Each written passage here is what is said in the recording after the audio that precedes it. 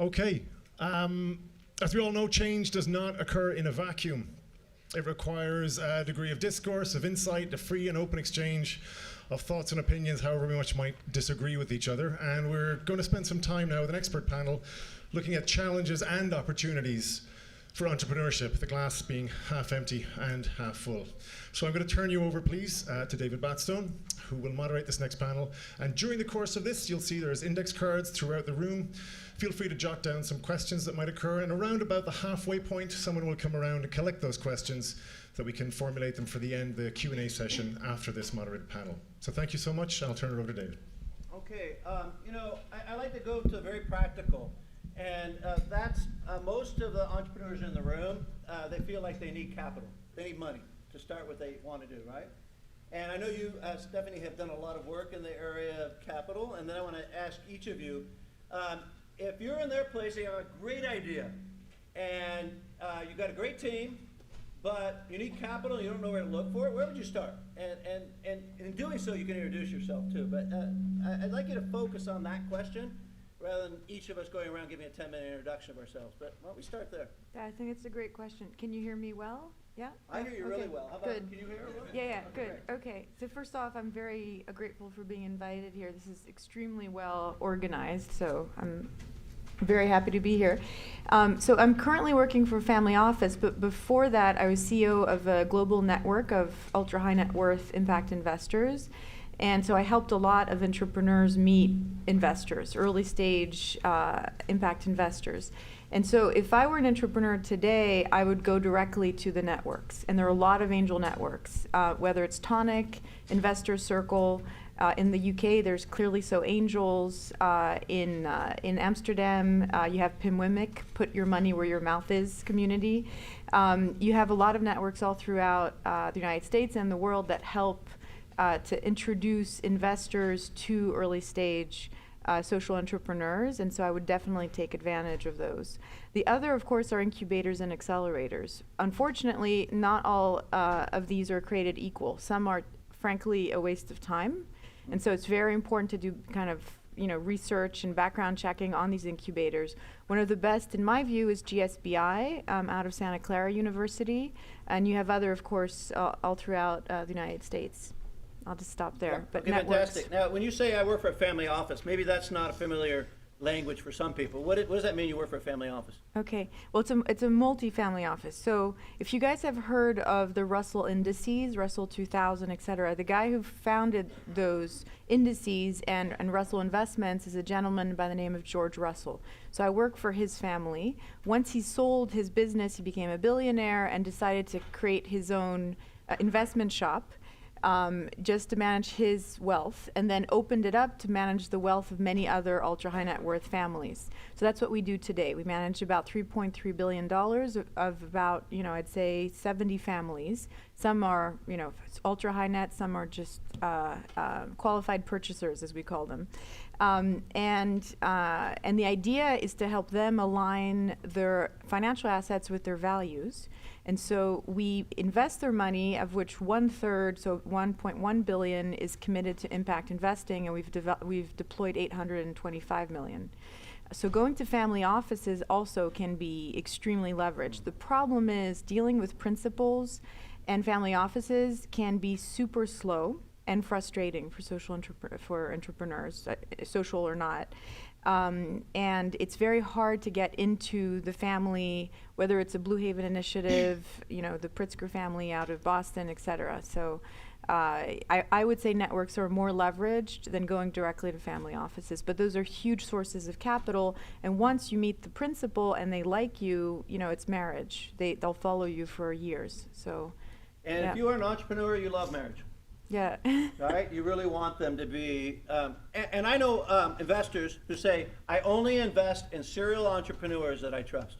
Mm-hmm. Because, listen, at the end of the day, it's so risky anyway to make that investment in any kind of company, let alone a social impacting company. But if someone's been successful once, you're more likely to want to invest a second time, right? Yeah, no, it's a trust game. Yeah, that's fantastic. All right, so what would you do? You got a great idea, they have a great idea, you're advising them. Where would you head? How would you begin? Okay, I'm Clara. I am sorry, Clara. no worries. So previously, I founded an accelerator called Tummel. So we built a showcase investment portfolio of 26 startups solving community problems in cities. So like we were the first investor in Chariot here in San Francisco. You may have seen them. We were the first investor in a company called the Town Kitchen, which employs and empowers at-risk youth age 15 to 26. They produce these high-end box lunches. It's a really interesting model. And recently we launched a venture fund called the Urban Innovation Fund, so investing in the same types of companies at a larger scale. We talk to companies all the time about where else they should look for money besides us. You know, we are a self-proclaimed impact investor. I would respectfully disagree with Stephanie. I would say if you are a social impact startup and you're looking to raise money, don't go to social impact investors for the most part. The numbers just don't bear it out. There's a lot of talking about, thinking about, doing investing, but very little actual investing. So like the Global Impact Investing Network and JP Morgan put out a study every year of all of the dollars globally that are out there earmarked for, you know, impact of some kind. It's like 60 billion now, maybe 70, which is a very small number, you know, in the global context. And then of that, only about 3% of those dollars are earmarked for early stage investing. So it is highly unlikely that you're going to get that money, and there is very little money to get. I do think that that's changing, especially high net worth individuals who are looking to kind of start to align maybe their more profit-oriented investing with some of their philanthropic work. And you do see foundations who are trying to really, you know, take some risks and create some new models. But in general, I would say you're much more likely to be successful going to more traditional angels. At the same time, those angels are not interested in you because you're an impact business. So we did a sort of survey of AngelList last year, kind of figuring out like what are the areas that angels seem to be interested in, and only about 2% of the angels on AngelList, which is, you know, one of the largest networks to kind of list yourself as an investor, only about 2% identified mission is something that they were interested in terms of their investment decision making. At the same time, they're investing in mission-driven businesses. We've seen that with all of our portfolio companies. But they might be interested in you because they're interested in water as a vertical, or workforce development and, you know, jobs of the future. They might be interested in you because you're in transportation, or because you're a woman founder and they're interested in equity in the investment space. There's so many reasons why they could invest in you, but it's probably not going to be because of impact. That's just my 2 cents. Well, you know, and honestly, thank you for at least, you know, speaking your heart, good controversy. I love that getting going as an event moderator. But no, I think there's no wisdom here except for what works, right? And I think that most of you, if you're going to start something, the best people to go to are the people you know already, right? And I like to tell my students, if you can't get someone in your own family to invest in you, why would I invest in you, right? Even if it's not a huge amount of money. And there's 2 reasons for that, right? One is, if they don't believe you, why should I believe you? And 2, if you've got grandma investing in you, then I'm in, because you don't want to disappoint grandma. You don't mind disappointing me. I'm just money. It's grandma. You know what you see what I'm saying? So finding people in your network, I call it your 2.5% is your core audience. Like, those are the people, your friends. And if you've already, if you're a real, I don't know how a better way to say it. If you're a real asshole and you're going through university and graduate school, those are people who are going to invest in you one day. Start building your network now, right? If you've alienated your family, my gosh, what kind of entrepreneur are you? You see where I'm going? And so I would think your best chances of never having succeeded before, is your first idea, is to get some kind of capital from people you know, and then get a story, build on it, have some success, and then maybe go to a network that we're talking about. But I think it's so hard to get capital. I don't know what secrets you've learned about how you start. You stole my answer. Exactly. Would you give us money? No, I would say your backyard. So it's your friends, your family, what issue area you were tackling, and who is already investing in that issue area that may want to take a chance on you. But I agree that if you can come in with skin in the game already, so I work for a foundation, and we do venture philanthropy, early stage investing in nonprofits and nonprofit equivalents, and that is both in the Bay Area and around the world. For a family foundation, we also do education work in East Palo Alto. We have, There we go. The whales come by the Bay every once in a while. They sing a little bit, and they move on. You're good. So, speaking from the venture philanthropy space, we are looking for people that have an idea, an innovative idea that are dynamic, that are passionate, but they also have some roadmap, and they have already started to pilot or conceptualize what they're doing. And so that idea of getting grandma on board, getting friends on board, showing that they are fully committed to this type of project is what will start to open up our interest in exploring making a venture investment. Yeah, Claire, you want to add to Maybe that? I could jump in. I think I heard Kirsten Toby of Revolution Foods describe, I think, the themes that have come up in this panel in a really interesting way, which is when they were raising money, I'm not sure how many of you know that Revolution Foods is a company. They're based over in Oakland. They do healthy school meals. They started as a little startup, 2 women out of a garage, and they now do something like 150 million in annual revenue. So they're quite successful. And she described her journey in terms of fundraising as a layered capital approach. So they started bootstrapping, and then they got some angel funding, and then they got some more traditional venture funding. Then they got some grants. Then they got some more larger philanthropic debt. Then they raised, a really large private equity round. And so I think as an impact-oriented investor, in some ways, you're very lucky because you have an even wider spectrum of capital that you can take advantage of. I just think being realistic about what the order is important. I think a lot of folks think, I'm just going to go to a foundation. They care about exactly the things that I care about. They're going to fund me immediately. That process takes a really long time. And for them, for Revolution Foods, they didn't start to take advantage of philanthropic capital until they were pretty well advanced as a company. And so I think being honest with where you are as a business is very helpful, but ultimately, I think all of the sources of capital that are on the stage are potentially accessible to you. Okay, and before we move on from that, do you do project-related investment or PRI or MRI? And maybe you can explain that. Yeah, so we are primarily grant-focused right now. Okay. And that is because we work for a family. Part of it is the foundation and where we want to push internally versus where the family is and where their comfort area is. So we're opportunistic in trying to respectfully influence the family in terms of how they deploy their capital. We historically have done some PRI, some recoverable grants, some innovative structures, but the lion's share of what we do is grant making to nonprofits. So in that area, I've always had a difficult struggle. Maybe you could help me. Trying to figure out whether I go for people to think differently about how they give money philanthropically. So instead of you really want to bring about a change in the world, here's a better way of doing it, right? So why give money to nonprofits who just spend it and don't have any recurring revenue? There's no scalability there. Or I go after the value investor who says, no, you know what? You can make money in the 21st century building products that people care about and solutions. So it's not either or, but I wonder if you guys struggle with that. I think it's a spectrum. Yeah. So a lot of the organizations that are set up as nonprofits that we provide grant funding to do have earned income. Some of them have as much as 80% of their budget funded by earned income, but they're still set up as a nonprofit. And I think the Mulago Foundation, a peer funder and a friend of ours, has fantastic resources for anybody that is looking more at the impact first side of things. And they talk about end game, who's your doer at scale, who's your payer at scale.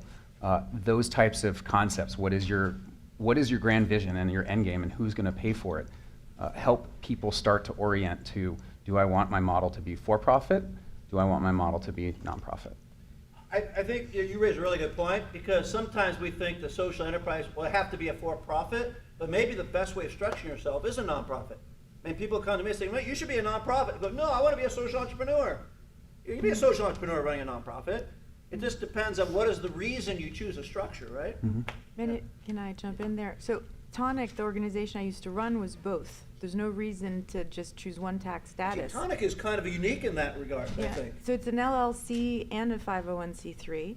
And the reason for that is that, as you were saying, if there's grant money to be had, go for it. And by being a 501c3, you have a charitable purpose, and you can go to a foundation and ask for a check.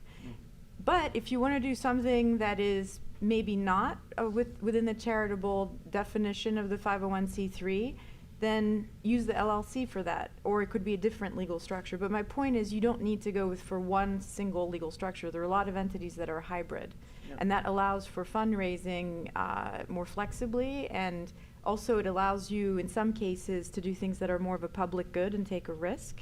whereas some have to, or are much more commercially minded kind of endeavors that may not have a charitable purpose at all. But I do want to come back to the point around just fundraising. I agree with the panel. I mean, we have to be realistic and start where your networks are, et cetera. But it also, I've seen this with a lot of entrepreneurs, you also have to be very good at landscape analysis and looking beyond your walls. Because if you just look at your own network, you're also in a, how can I put it, you're in a closed loop of thinking, closed loop of network, and actually if you look at like network theory, it's the weak links that are the most valuable to you. And so it's important to also look at those people on LinkedIn that you may not know that well that are actually worth contacting, because you never know. So but I'm hopeful about human nature. I'm an optimist. So I'm always like telling people to go beyond their walls. But and the other thing I wanted to say is it's true that social impact investors can be slow to react. That's true. I've worked with hundreds of them. But what you risk with a commercial investor or going down that route because they're excited about whatever projections you may have is mission drift. Is if they're not aligned with your mission, then you're bringing on board people who may not really care about social or environmental outcomes. They're going to care about the bottom line. They may not be patient capital. So all of these are considerations that you have to have in mind. Because not all capital is created equal in terms of its mission and values. You know, and you put 4 social impact investors in a room, you'll get 5 opinions on this. That's true. And it's because we're doing it on our experience. You said you're very optimistic, kind of a Tiger. I'm more of an Eeyore. I just assume that it takes so long to convince someone. I want to find people I convince easily, right? But it's a matter of how do you convince. Now, when I was going after our Series D for Rebel, I didn't have to convince anyone. I just had, because the story told itself, right? So when you get to a point where it's successful enough, the hard part is when you're starting. And one of the areas that I found that when I first started, I was going to go find capital for my idea. I thought, capital has its cost. And it's not just paying it back, it's also expectations that you set when you take that capital. So the longer that you can create momentum without taking a lot of capital, 1, you're going to keep more equity in your company, and 2, you're not going to have the same pressures on yourself. And you're probably not even ready. I mean, Z Shoes. Within 1 week, Costco calls us because of our reputation for having done Rebel and Square, and they go, hey, we want 10,000 pairs of shoes. And I go, wow, 10,000 pairs. At first it was like, that's awesome. I go, no, that's awful. Okay, 1, oh, that's super cool shoes. You get those at Costco? Okay, that's bad. All right? But the second thing is now Costco takes 10,000 pairs, but they only sell 7,000. They send 3,000 back to you. Now I've got $3,000 invested in my inventory. I'm cash strapped. I got 3,000 pairs of shoes I just got back, and maybe I want to move on forward. So maybe your worst thing is the thing that you hope for, a big sale or big capital. So like you said, it's almost like you're doing an analysis not of your landscape, but also your pathway, right? And I'm sure you've had those experiences on that pathway. When do you take money? When do you take a customer? Timing is really hard. What's your experience in that, Clara? With picking customers? Yeah. Well, so in our case, like we're picking funders for the most part, and that's been an interesting experience since most of our funders are impact-oriented investors, but it's a slow, interesting slog. So like most of our investors are either high net worths and their family offices or foundations, and both of those groups have historically had a pot of money earmarked for profit making and a pot that's been earmarked for philanthropy, and sort of neither of the two shall meet. And we're at a place where a lot of them are starting to experiment and sort of say, like, how can we better align our money making pot with our organizational or personal goals. But it just takes a really long time, and sometimes it takes too long and you have to say no. And that's, I think, one of the hardest things. I tend to be one of those people that sort of says, like, I will stalk you until you give me money. Like, I will, if it takes me 2 years, like, I will call you all the time and I will send you reminders. And at some point you have to just sort of acknowledge that it's not going to happen and you have to move on. And I think that is figuring out where the best place is to put your time when you're fundraising, whether it's for a fund or for your business, is challenging. And sometimes it's hard to, like, pull the ripcord. So Claire, don't sometimes, though, when you talk to someone about investing for good, So some people just tell me, I don't want my money to do good. I want my charity to be my charity and my investment to be my investment. It confuses me when I put them together. Do you find that? You're shaking your heads, yes. Before I joined the foundation, I was consulting with Kiva, the micro-lending platform, and we were looking at PRIs as it relates to micro-lending. Now, Kiva gets back 99 cents on every dollar they loan out. So if you were to donate, if you were to loan them $100,000, they would be able to cycle it several times and give you back about $98,000. That's a lot better than Pretty good return. giving $100,000 once and never getting it back. There was a gap in that investing spectrum where people either wanted to make money, either at market rates or now with PRIs below market rates, or they wanted to give 100% of it away.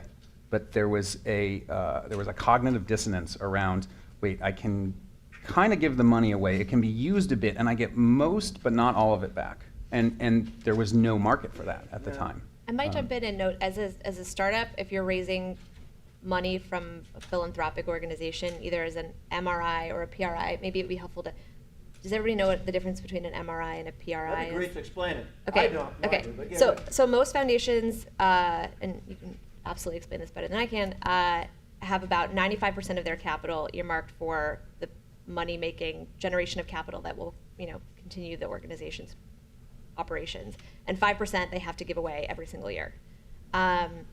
You can do a mission-related investment, an MRI, out of that 5%, and that means that the investment has to be extremely closely aligned with the mission of the organization and likely is a below market rate return. Or you can do a program-related investment, which is out of the 95%, which is the opposite. It's opposite. And then the idea is, like, can you better align the for-profit with the mission of the organization, but it can be a little less aligned. And we've seen companies who've raised capital from philanthropy, either MRI or PRI. I guess the PRI, the program-related investment, part of the 5%, comes with a lot of stigma, and we've seen investors who have seen that on a cap table and turned it away because they've said some large institution has already determined that you're going to deliver below market rate returns, and therefore I don't want you, which is tough. So I want to go back to one of your questions, though, and just talk about figuring out what's realistic for you and what you need. You're talking about equity and giving away ownership in your company. We give away money. It's free money. There's no equity stake. But even in philanthropy, we see organizations that get a huge grant, and they get several $1 million. It actually sets them up for failure. Yeah. It sets them up to try and do too much, too quickly, and then things start to fall apart, and they start to lose some of the momentum that they would have. Inertia starts to work against them. And instead of growing slowly and having a positive momentum and being able to show metrics going up every year, they had a slip because all of a sudden somebody wanted them to do more than they were able to. And then they started to lose that momentum. And then other funders started to get worried. So yeah, it's be careful what you wish for, and be realistic about what you can achieve. No, absolutely. If someone gives $1 million to Not For Sale, Mark and I are already thinking about, okay, that's going to be given to us over a certain time period. How do we start investing that so that there will be some kind of recurring revenue, so that $1 million becomes a platform for more money later? What most nonprofits do, unfortunately, is they set up programs. Oh, we got all this money, we can hire staff, we got programming. But then when that wall hits in 2 or 3 years, 4 years, there's no more money, you have to write more grants. Now you're on this hamster wheel, right? Trying to raise money. So it's really smart to think about how you're going to use nonprofit money to set yourself up. Just because it's a grant doesn't mean it can't hurt you, right? All right, so a lot of buzz around B corporations and different forms of even like social impact. I really run away from that stuff, to be honest. Why? Because it's a ghetto. I don't want to be in a ghetto. What do? I do B Corp. Oh, there's an expectation. It's like I make fair trade chocolate. Oh, it tastes crappy. It's just like this. You're inferior. So I know it's controversial, but I'd love to hear your opinions because I just run away from it. All my companies are C Corps or LCs. I'm not a B Corp. But I know I'm in the rare minority. But you see where I'm coming from? So when I go after investors, I don't say, oh, I'm a B Corp and I do really good in the world. I go, no, I got a better drink than Coca-Cola. In fact, I'm going to kick their ass in the Northern California market. Then we're going to take, you know what I'm saying? It's like, but it's a mindset. I get why then there's a cloister called B Corp, and and there's investors who want to invest in B Corp, but I just think it's a law of diminishing returns on that strategy. So that's my weird opinion. I think it depends on what your end game is. Yeah, good point. You're too smart. Get off the panel. Okay. We would not touch your C Corp because there is nothing in your ethos that says your impact first. Not necessarily, though, if you know. We as a foundation would not. Even though you know the purpose and work. If If it you was, know the I'm going to make a content? better cola and kick the crap out of No, Coca-Cola? no, maybe not that exactly. No, but what I'm saying is it's really, that we need some sort of stake in the ground that shows that your impact first. And if it's all about profit and we're going to stay as a traditional for-profit company, where being a B Corp would give some indication that impact matters. More so than a C Corp. You just reinforced my point, dude. That's exactly why I don't do it. Because then you go, oh, we want to make sure you have that kind of, you're making money. Yeah, you should want to invest in me because I'm making a boatload of money, but you should look at my impact.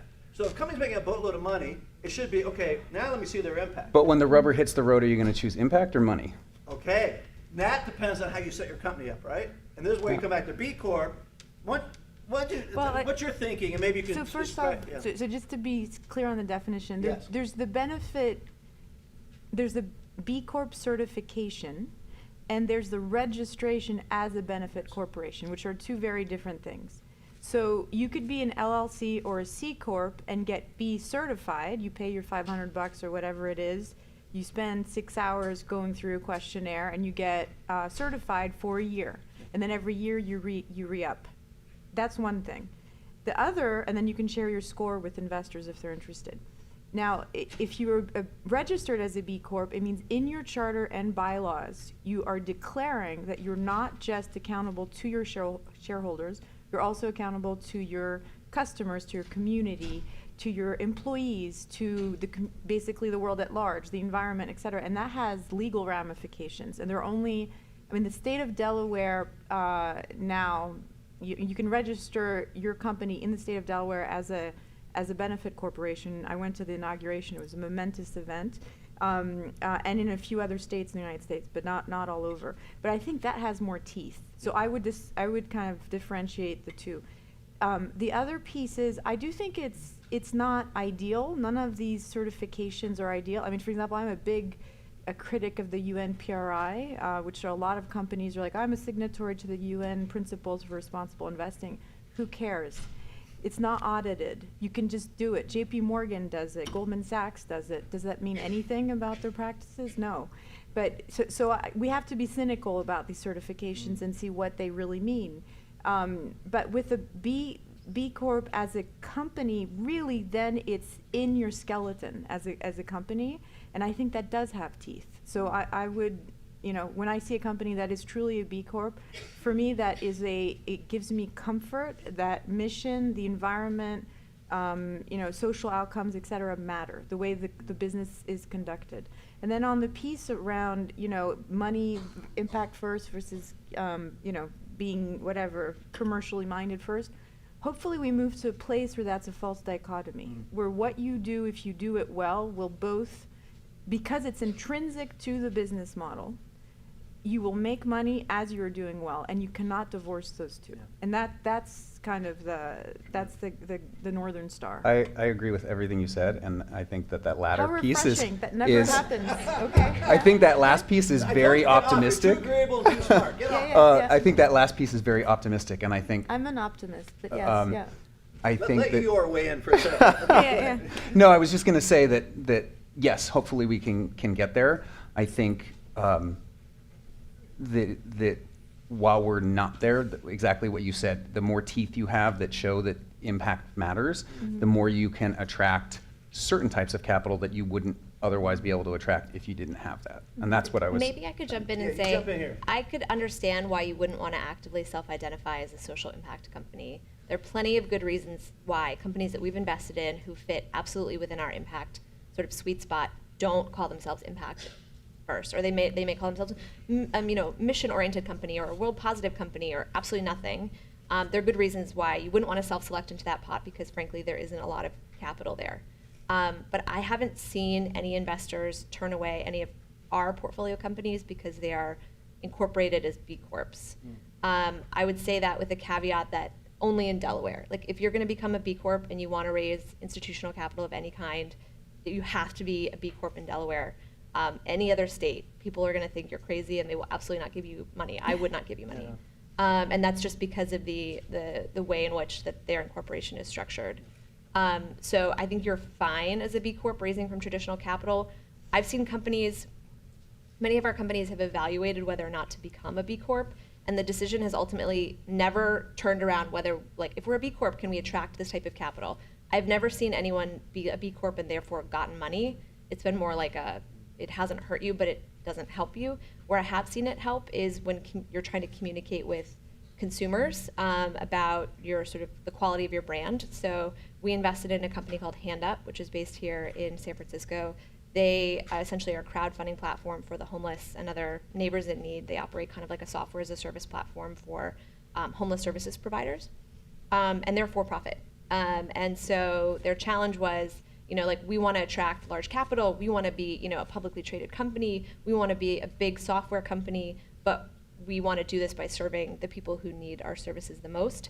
And they were afraid that some of their customers, these homeless services providers, would be wary of working with them because they were for profit. And so by instituting, by becoming a B Corp from the very beginning, it was their way of telegraphing to their customers that they were aligned while they were also making money. So I think if that's what you're after, it's an awesome reason to become a B Corp. But to attract impact investors, I think it's probably a waste of your time. Okay, I'll swing back the other way. We set up a C Corp, and so we put into the articles of incorporation. 1, you have to source in a way that does impact along the protocol set up by Not For Sale.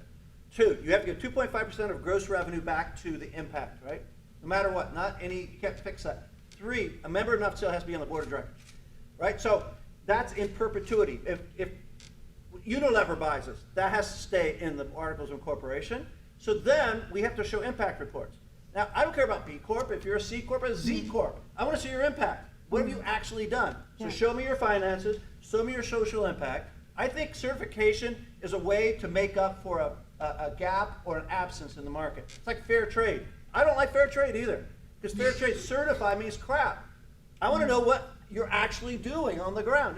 Okay, I know I'm an iconoclast in this, but I'm not just trying to get reaction. I really believe it. Does that make sense? Well, so the issue though is how do you get to scale? How do you live in an economy where businesses and even international capital markets can know what they're looking at? In the financial in financial taxonomy, you have verbiage, you have logos, you have shortcuts to be able to assert that an apple is an apple. And so we need to be able to have something similar. I mean, I always talk about the impact investing world being the Tower of Babel. I mean, we've reached for the skies and gods have punished us for our arrogance, and we're all speaking a different language. This is back to, and the thing is, it's a problem because we don't have the same language. So we look at each other, and oftentimes, for fundraising, it's a huge issue because you're self-identified as interested in gender or whatever your theme is, and actually you'd be a great fit for X foundation, but they use a different language, and they talk about whatever economic empowerment and financial inclusion. It's really the same thing, but unfortunately we're not speaking the same language. So how do we create fluidity and a common language so that we can transact more seamlessly and have greater flows of capital? I don't know the answer to that question, but I do think we need to coalesce around some form of language. Well, and it becomes very difficult when that language is commoditized so easily. I mean, who doesn't do ethical sourcing today, right? No one says, we pollute most of the rivers of the world in the way we make this product. They'll never say that, right? Yeah. They all have green images, they all have green packaging, they all have orange, and I call it orange washing and green washing. Huh? Yeah. So that's what makes it so difficult. So that's why I say, show me the data. Show me what you actually do. Where do you source your ingredient? Well, we're not going to give that up because it's proprietary. It's not proprietary. Your competitors already know where you source. Tell me as the customer, I want to know, and how you source. So I get that. When I go to the store, I don't have all that information or knowledge. So I see fair trade, I'm going to buy it. But my God, are they really doing any good? I don't know. I think impact tracking is hard, and it's something we've sort of wrestled with from our very beginning. So most of our funders are philanthropic or have some, mission priorities. And when we first started making investments, we're like, cool, we'll just use one of the million tools that are on the market to measure the impact of our portfolio. It'll be great. We started with the B Lab Impact Tracker. And we made all of our poor companies go through this process. It was horrible. Not because it isn't an excellent tool, but because it isn't really suited for early stage companies. We made our companies go through this 6-hour-long process, and they were like, what is your carbon footprint? And they said, we're 2 laptops, and we work in a co-working space. It's really small, and it's not gonna get any smaller. And most of our companies failed, and they're all mission-driven, world positive, whatever you wanna call it. They're all social impact companies, and they all did extremely poorly. So we ended up developing our own tool, which was very outcomes oriented, which is sort of not popular, I think, in the impact space. So we tracked things like, how much money have you raised and where did it come from? How many jobs have you created? Are they full-time? Are they part-time? Do they come with benefits? How many cities are you operating in? Things like that were consistent across the companies. And then we picked specific metrics for each of our companies that we felt were appropriate for their particular business. So for HandUp, how many homeless individuals have taken advantage of your platform? Or how many low-income riders have used your service, Chariot? Whatever that might be. And we found that to be much more helpful. But we find ourselves a lot of times, I wouldn't say in conflict, but having a different opinion with some of our funders who are interested in outcomes versus output. So what's a good example? Okay, this isn't for us, but so for example, like if I'm an affordable housing developer, I can tell you how many affordable housing units I've developed. And I've heard some of our funders talk about how unhappy they are with that as an describing of the impact. Because they say, I don't want to know how many units you've put out. I want to know how many lives you've touched. I want to know how many people have been pulled out of poverty by virtue of being in this unit, and then they've gone on to, they want a larger and more rich picture of the impact. And I don't think that is realistic, but I think that that's a conversation that you're having right now in the impact space where, I think, people need affordable housing, period. If I can tell you how many units I've put on the market, I would like that to be sufficient for you, but I think a lot of impact investors would disagree with me. I believe it. It's so annoying to me. We met in Australia at that conference, and a big topic was doing housing for students as social impact. Are you kidding me? That's just a real estate investment. But the reason they do that is that they can make money on that part of their portfolio, so they can take risk on. But they don't.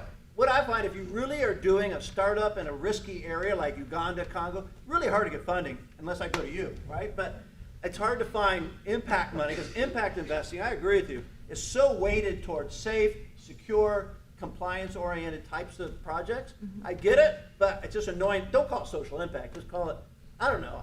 You know what I mean? That doesn't I'm not trying bother to be a me. purist, but I just find it's a way to justify, and that's why the language gets so weakened, as it were. Yeah. I also wanted to just mention this for all of you who are trying to do, to start a social enterprise, just some trends around capital supply, because here we're talking about demand for capital. And I'll explain why I'm an optimist, so you might disagree with me, but, and this data is from the US SIF, so the US Social Investment Forum or Foundation, I forget.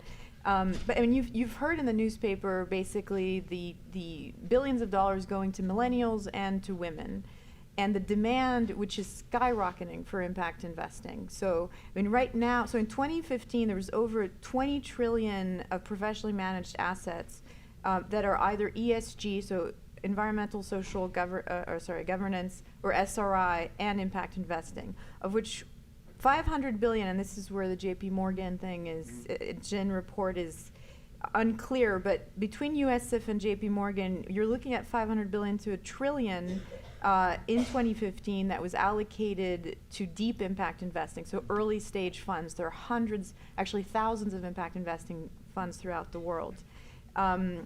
In terms of trends, what we're seeing in terms of demand of ultra high net worth individuals and funds pouring into social enterprises, there's great interest in local and place-based investing. So I see a lot of client demand and foundation demand and prospect demand around that. And then another trend, this is due to the US election, there's a lot of interest around solving public sector failure through social enterprise. Because there's a disillusionment with the public sector and basically with our politicians and our president and his priorities around the environment, women, LGBT, et cetera. So there's a greater role for social entrepreneurs to play as a result. And I'm on many kind of impact investing networks, and sometimes in the past they've been complacent. And I'll be honest with you, had Clinton been elected, they probably would have been more complacent. But this election has lit a fire under their ass, like you would not believe, in terms of commitment of dollars and everything they have towards countering what this president is aiming to do. So that is why I'm an optimist. You've got money, transferring to women, to millennials. You have higher demand from ultra high net worth individuals for impact in all asset classes, from like negative screening all the way to catalytic investing on the PRI side. So even though it's painful to fundraise, you're in the zeitgeist. The trends, the winds are behind you. And I think more and more investors will be interested in impact investing because we're dealing with mega trends such as climate change, which are now absolutely unequivocally, truth. I mean, for facts, for those who care about facts. It's an alternative set of facts you're telling me about. Yes, but anyway, so that's because I just think that's the tidal wave, and I see it when I see BlackRock, Morgan Stanley, a big financial institution saying we need to do impact investing. How do we get product? How do we get an impact fund on our platform? UBS just put a gender lens impact fund on their platform, on their wealth management platform. I was ecstatic to see that. So because their clients are asking for it.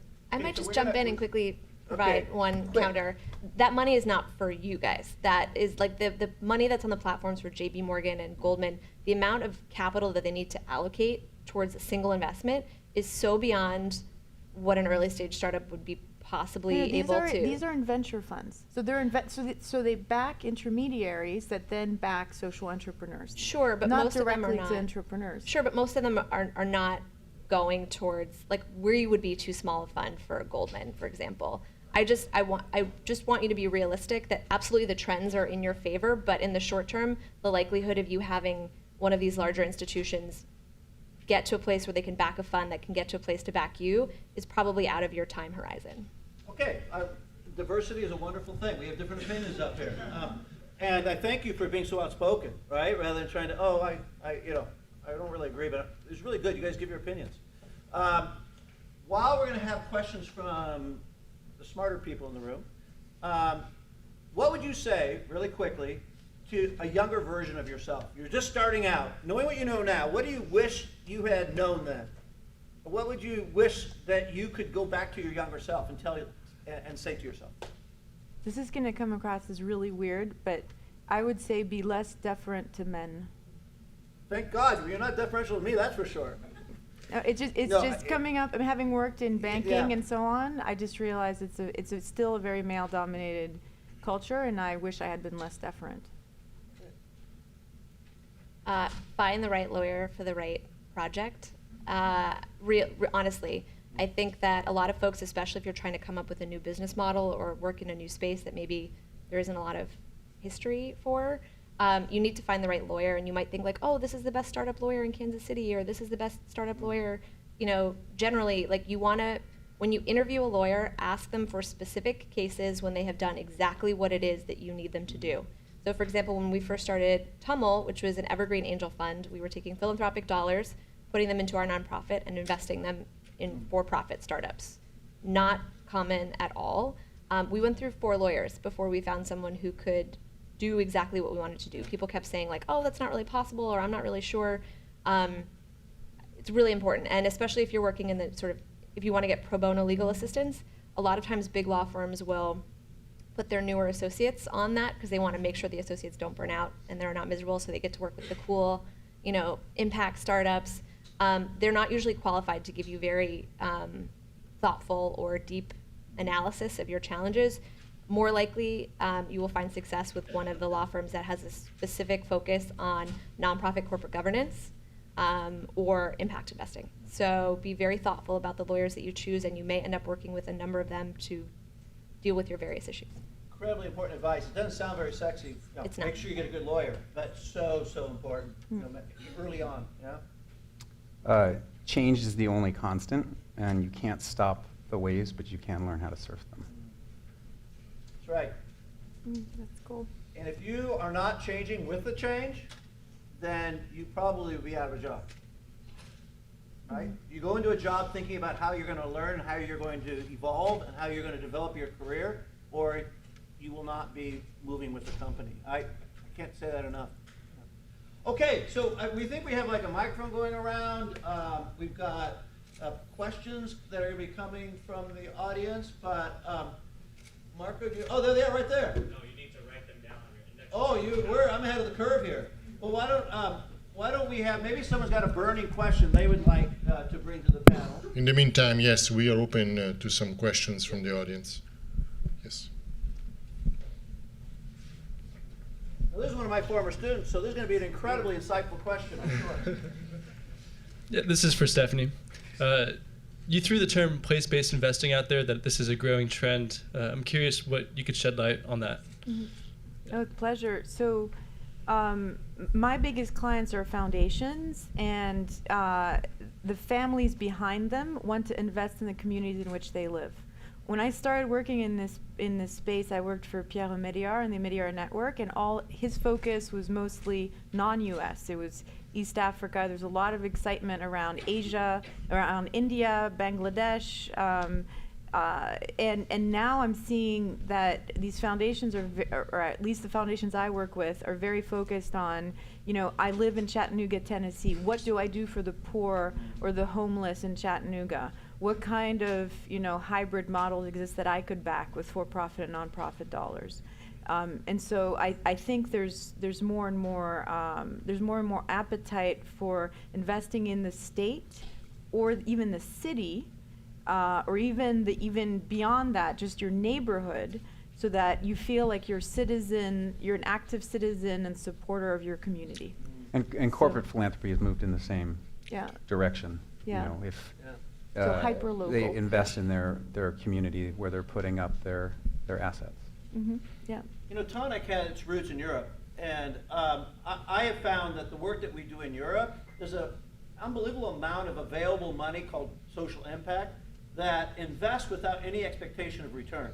Mm-hmm. Whereas it's very difficult to find in the United States, the present company accepted, but it's very difficult to find here. I find it much easier to find that kind of money in Europe, and it sounds like some of these trends may move in that direction, we hope, but certainly I find that too. Family offices want to invest local. Mm-hmm. Yeah. So this is a great question. Serial entrepreneurs or one time, but you have a social enterprise.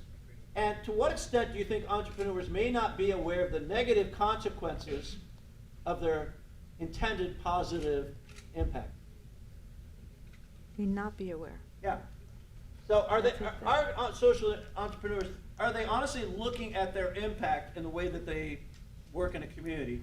Are they measuring both the positive and the negative, or do they just kind of quickly, telling some anecdotes about what incredible things, Betty goes to school now, Mm-hmm. We talk about looking for organizations that use their end beneficiaries as active stakeholders in the process, whether it's paying for goods, whether it's participating in the design of things, human-centered design. And so those are ways that people can reduce the potential for harm, and it's a key filter for us. I might jump in and say that sometimes we see startups who are so married to their impact that it makes them unable to get over the idea of pivoting. You're an early stage company, you may have a very clear vision of what you want to accomplish. You put your product out in the market and find that you don't have product market fit, but it really does apply somewhere else. And oftentimes that is an internal challenge for companies and founders to just get over, that you may have to change.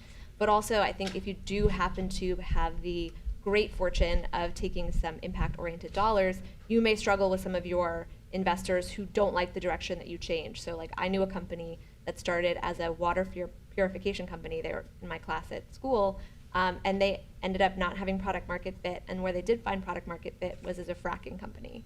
And that is challenging. That wasn't the direction that they wanted to go, and it certainly wasn't the direction that their funders wanted them to go. But it was that or die. And that's, I'm not making any kind of normative judgment. Like you can say like, well then I should just shut down the business, or you can say like, go in that direction. But that's a challenge that I think entrepreneurs need to become okay with, that is something that you will encounter inevitably in some form. Can I just jump in on something you said? And I can't speak for the impact investing space, but one piece of advice I'd give all of you is, if you're pivoting, if you're facing challenges, unknown obstacles, be transparent with your investors. Tell them early, tell them often. Don't wait until a report comes out. Don't wait until you've run out of money or something damaging comes out. Get ahead of the curve, and particularly on the foundation side, use foundations as your allies. And I think where people get into trouble is they're scared to have those conversations, and they wait and wait, and then it just snowballs. If you create a simple expectation, then you're going to get a simple reaction when it doesn't happen the way that they expect, right? So it's complex. Sourcing ingredients in the Amazon approved, that's really complex, right? And so letting my investors, letting my board members know how complex it is, even though I think, well, gee, maybe they're going to be really nervous. Well, it's just the nature of what we do. I agree. Transparency is the most important thing. But also, there's so many different metrics. You talk about the Tower of Babel. It's like, what are we measuring? How do we measure it? And I'll give a plug for Marco, who's really working here at the university with students to try and create better and better ways of measuring how a social enterprise has an impact. And I don't know if we get to the stage where a third party comes in and kind of evaluates that you set your metrics in a particular community and someone else measures it, but it's all over the map how people measure their impact, right? Yeah. All right, so what percentage of your valuation, I'm going to start with you, Stephanie, should be in your own skin in the game in order to convince investors? Like, what would you recommend? Again, there's no rule here, but if you're going to start a company, as an investor, what would you expect? How much skin should they have in the game in order to make it convincing and credible? Oh, I don't have an answer for that. I'm sorry. The firm I work for now doesn't do direct investing in social enterprises. We invest in funds that invest in social entrepreneurs. And what matters to us, of course, is incentive alignment. You want to make sure that the entrepreneurs have enough skin in the game, that they are motivated, and also at the fund manager level, that the management fees, et cetera, and the carrier is such that it's incentivizing to the general partner in the fund. So I don't really have a number, but what matters, I always look at incentive alignment and making sure that the different parties at the different layers feel excited and compensated, and that there's enough upside for them to legitimate their sweat equity. Yeah. Claire, would you want to add to that? Yeah, I think Stephanie is so right. Like, it really does depend upon the company. There's no hard and fast rule, but what you want to see is on the cap table that the founding team all has a significant stake in the company. Like, if you look at the cap table and like the founding CTO has 2% of the company, then you have to wonder what's really going on there and what are the power dynamics. This is clearly not a team that all has equal power in terms of what the decisions are, or equal motivations to stay if things go badly. And so I think that's much more important than necessarily being like, oh, you have to put in $100,000. Because also most startups are young people coming out of school, and so it's really unrealistic to sort of say you need to plug a huge amount of money into this company necessarily. Yeah, I made some reference to this around grandma investing, but I want to know how hard it's going to be for you to walk away. Because I tell you, two things. One is your passion for it. Two is your loss if you walk away, right? So those are two things I'm looking at. Because at the end of the day, it's so darn hard being an entrepreneur. My God. Like, one day you're on euphoria, the next day you're at the bottom, right? And so how are you going to keep going when you're at the bottom? Like, what's going to keep you moving is A, the loss, and B, the belief, right? Well, I'd love to walk, I should just go back to graduate school. And it's only Batstone's money, who cares? Right? But if it's like, God, I do that, but then I've got those loans, I'm going to go bankrupt, I'm going to, that's what we call skin in the game. So that prevents you from walking away as much as I really hate to disappoint my family, my friends. So I really look at that. That's one thing. The other is, the reason a serial entrepreneur is so attractive is because they have gone through that gauntlet before, and if they've successfully done it, I have confidence that, okay, they're passionate about this, they've done it before, better chance that they're going to do it again. So I guess the third thing is that it's really, really, really hard just to start a company from scratch and expect you're going to get money, is that you've got to show something. Like, You got to show that there's a distribution channel or a partner that wants to use. You got to show something. Just really, really hard today. Just to kind of, hey, there's a great idea. No one's ever come up with it before, and I'm the person to make it happen. Really tough place to be. Yeah. All right. Here's someone in the room. No more. Okay. There's someone in the room. Yeah, no, I'll take it. There's someone in the room who is not in social enterprise. They're in a kind of main. Again, they have a job that's not considered social enterprise. They want to move in this direction. They'd like to get involved, either in a startup or in a company that's doing social enterprise. What would you suggest? What would be the steps that they should take in order to help that transition become more possible? Well, do you want me to give it a shot? So I would say, first off, not to just look at social enterprise. I would look at the entire spectrum from foundations, venture funds, research institutes, wealth managers, et cetera. I mean, there's so much cool stuff happening right now on the spectrum of capital, whether it's commercial or philanthropic.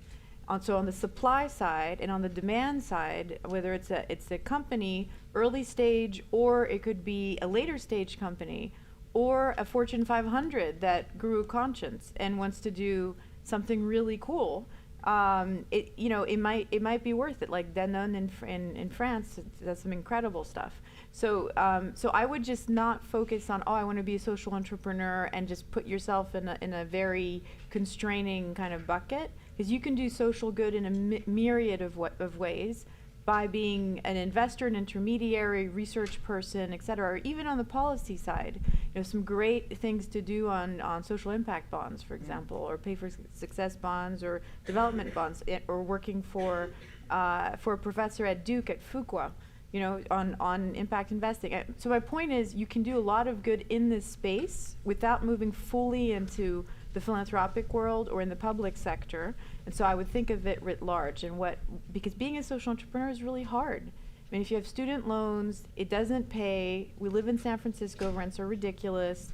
And you might be married, you might have kids. I was an entrepreneur with my husband. We were both CEOs of startups, me pregnant and with the 2-year-old. It's a recipe for disaster.